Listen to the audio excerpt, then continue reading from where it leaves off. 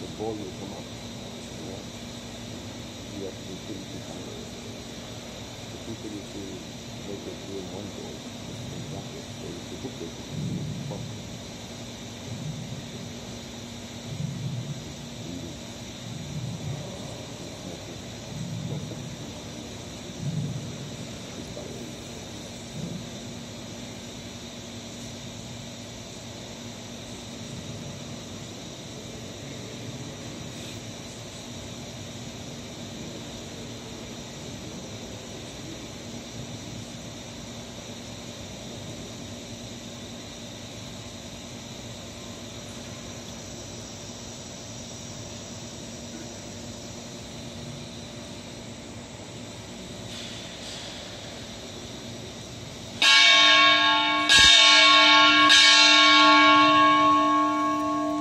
Welcome to Diesel House. The 3 strokes on the bell from Tobias Mærsk, an old ship bell, is the normal sign that we are about to start this engine here. Jeg taler dansk og engelsk i dag, fordi vi har en hel masse engelsktalende gæster, så jeg vil prøve, om jeg kan sige nogenlunde det samme på dansk og engelsk.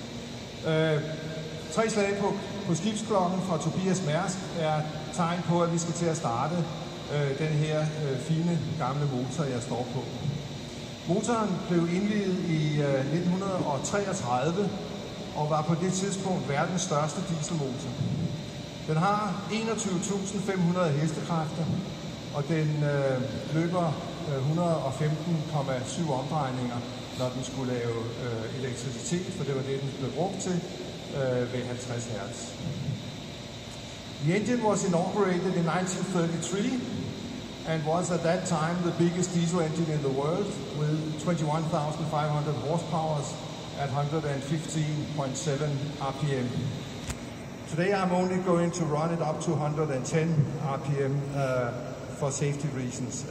There's one thing you don't want with such a big engine, and that is to overspeed it. That is extremely dangerous, and some very big parts will break. Jeg kører den kun til 110 omdrejninger, fordi vi har ikke lyst til at prøve at komme til at køre for hurtigt med motoren. Hvis man gør det, så begynder der at gå nogle meget store ting i stykker, og så er det ikke rart at være herinde. Så vi kører kun 110 omdrejninger. Jeg har lavet nogle forberedelser, inden vi skulle starte den. Jeg har været nede og starte nogle pumper, og jeg har lukket op for startluften, sådan at vi er klar til at starte. Alting på denne her motor er helt manuelt. Der er ingen automatik overhovedet. Selv sikkerhedssystemet, han var her lige før, jeg ved ikke, hvor han gik hen. Det er helt manuelt, i det vi står 2 mand her, og det er simpelthen bare, hvis jeg skulle falde om, så er der en anden, der kan stoppe motoren. Så det er sådan, det foregår. Nothing is automatic on this engine. That is why we normally man it with 2 guys here on the platform in order to make sure that if one is unwell, then there's another one who can actually stop the engine. I'm often asked whether it's very noisy, and yes, it is noisy, but it's not that noisy. The starting sequence is that I start making some noise. There's a flute here, original from a locomotive, a gift from the Danish railroads, and one strike on that flute is that we are going to start, and 2 blows is when we are about to stop it. Then I will put this handle in the first position, and then we will let out an other amount of compressed air. That also makes some noise, and then the engine will start rotating very slowly. We will only rotate it 1 revolution, and then we will give it oil, another blow of compressed air, and then the engine will start running and accelerate up to these 110 revolutions.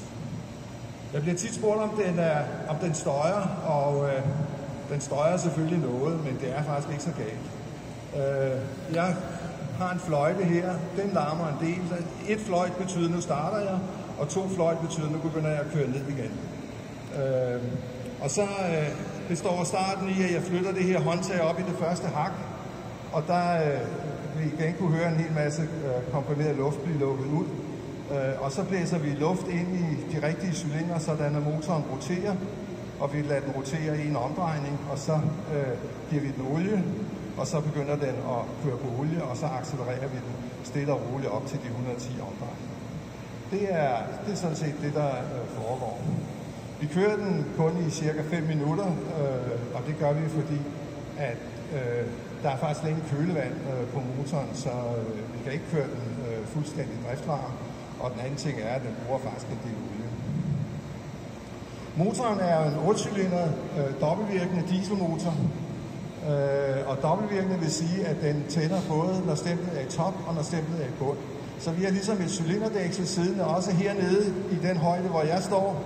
Det er det, man ser her.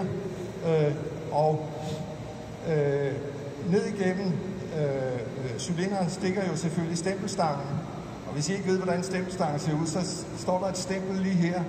Og nedenunder, der kan I se stempelstangen. Stempelstangen den går så ned til krydshovedet, som igen er forbundet med en plejestang ned til krumtappen. Og det er der igennem alle kræfterne går.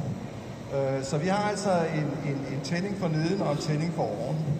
Det var et system, man anvendte for at få mest mulig effekt ud af mindst mulig motor. Det her er en 8-cylindret motor, men i virkeligheden er der jo på den her måde 16 cylindre, der arbejder. Og hvis man skulle have lavet 16 cylindre, så var den altså blevet dobbelt så lang, som den er her. Så det er baggrunden.